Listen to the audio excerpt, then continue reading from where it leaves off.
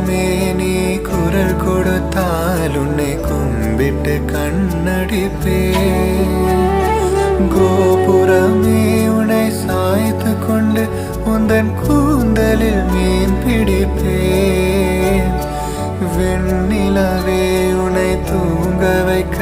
உந்தன் விரலுக்கு சொடுக்கிடுப்பேன்